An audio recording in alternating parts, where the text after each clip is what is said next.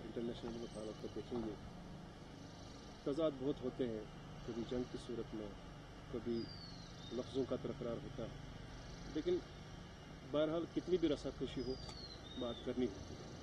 तो इस सिलसिले में जो हमने कल से लगातार टेलीविज़न चैनल्स पे कि फॉरेन मिनिस्टर जयशंकर पाकिस्तान जा रहे हैं किसी मीट के हवाले से, ये किस तरह की मीटिंग हो रही है और यहाँ से फॉरेन मिनिस्टर का जाना कितना अच्छा स्टेप है और यहाँ से भी कुछ अच्छा रिस्पॉन्ड मिलना चाहिए ताकि टू सम एक्सटेंट हमारे साउथ एशिया में पीस प्रोसेस एक्टिविटीज़ रिवाइव हो जाए। ये बहुत अच्छी बात है। ये शंघाई जो है ग्रुप है, उसकी जो है उसमें वज़ीर आज़म जाते हैं और बाकी बड़े बड़े लीडर जो है इसके वो जाते हैं इसमें, और ये अपनी फाइनेंशियल सूरतों पे और बाकी चीज़ों पे बात करते हैं। खुशी है मुझे कि जयशंकर जी जा रहे हैं, पाकिस्तान ने इनको बुलाया है, दावत दी है। उम्मीद करूंगा कि ये जहाँ शंघाई के बारे में उस मीटिंग में बात करेंगे कि वो दूसरी बातें भी करें कि मुल्क को कैसे हम लोग दोस्ती की तरफ चलाएं और इस नफ़रत को किसी तरीके से ख़त्म करें। ये एक बहुत बड़ी बात है इनका जाना वहाँ पे।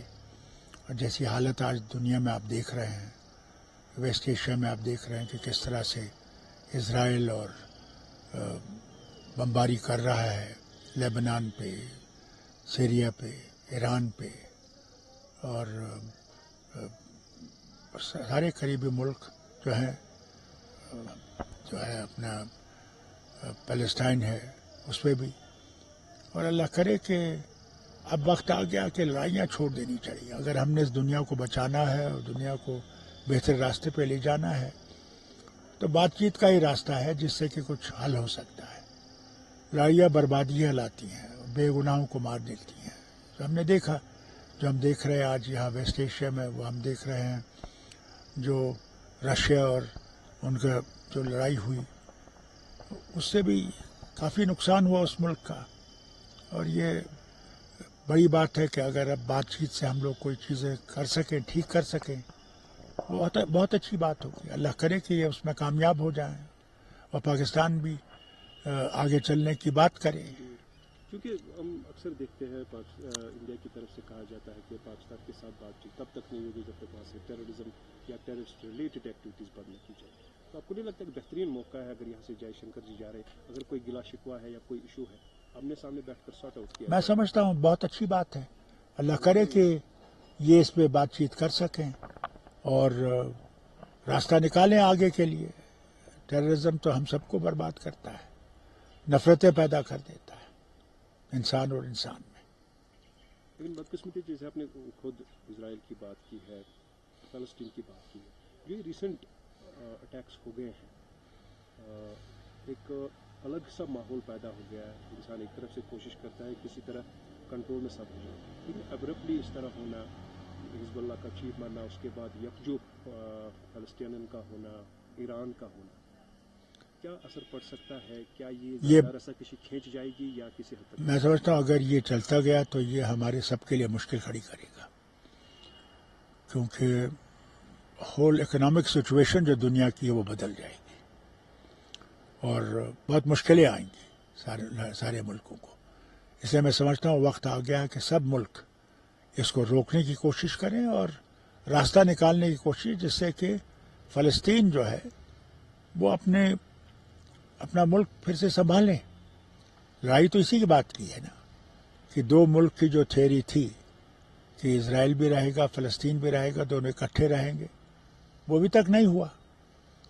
और मुझे नहीं लगता कि नेतन्याहू जो है वो ये करना चाहेंगे, मगर वक्त आ गया कि दुनिया का प्रेशर आना चाहिए इसको बंद करने का। बदकिस्मती से आज भी सुबह इन द मॉर्निंग शायद अभी 11 भी चल रहा है यहाँ नॉर्थ कश्मीर टंगडार साइड से एक और इन्फिल्ट्रेशन को फाइल किया गया है जहाँ रिपोर्टेडली 2 हैव बीन एलिमिनेटेड। तो अभी भी कुछ ऑपरेशन चल रहा है। ये था ना, ये तभी बात हो सकता है जब बातचीत से रास्ता निकाला जाए। जंग की सूरत हो जाएगी तो बर्बादी ही दोनों मुल्कों की हो जाएगी। मुझे वाजपेयी जी का बिल्कुल याद है, रंगधार में उनने तकरीर की थी और कहा था कि दोस्त बदलाए जा सकते हैं, पड़ोसी बदलाए नहीं जा सकते। उनके साथ अगर हम दोस्ती में रहेंगे तो तरक्की दोनों करेंगे, अगर दुश्मनी में रहेंगे तो तरक्की कमज़ोर हो जाएगी। तो फिर इंटरनेशनल कम्युनिटी का रोल बनता है किसी हद तक वो आगे आए ताकि इन चीज़ों को। मैं समझता हूं कि हर एक का रोल बनता है आज दुनिया की लड़ाइयों को बंद करने का, वो यूक्रेन हो, वो फ़लस्तीन हो, वो यहाँ हो, इसमें सारी दुनिया का एक रास्ता निकालना चाहिए जिससे ये सब बंद हो जाए और लोग पीस में रहें, अमन में रहें। जम्मू कश्मीर जो असम्बली इंतखाबात बड़ी खुशी उसलूबी से इख्तिताम पजीर हुए। 8 तारीख को उनकी काउंटिंग होगी। किस तरह पूरी उम्मीद है जो अलायंस यहाँ बना है कांग्रेस और नेशनल कॉन्फ्रेंस का, ये रंग लाएगा बनस्बत की जब बीजेपी का ये दावा है कि सरकार किसी की भी बनेगी बिना बीजेपी के नहीं बनेगी? देखिए, मैं आपसे ये कहूँगा कि हर एक अपनी अपनी बात करता है, मगर सच्ची बात तो यह है कि सब कुछ डब्बे के अंदर बंद है। हम उम्मीद रखते हैं कि कांग्रेस नेशनल कॉन्फ्रेंस की जो अलायंस है वो जीतेगी और पूरी उम्मीद है कि ये हुकूमत बनाएंगे। फिर अब अल्लाह तक है, क्या होगा क्या नहीं होगा वो तो वक्त बताएगा। लेकिन इस इलेक्शन में एक चीज़ देखने को खुलकर देखने को मिली है कि लोगों की शिकायतें अगर नेशनल कॉन्फ्रेंस से कुछ है वो उन्होंने बालाई ताक रख दी है।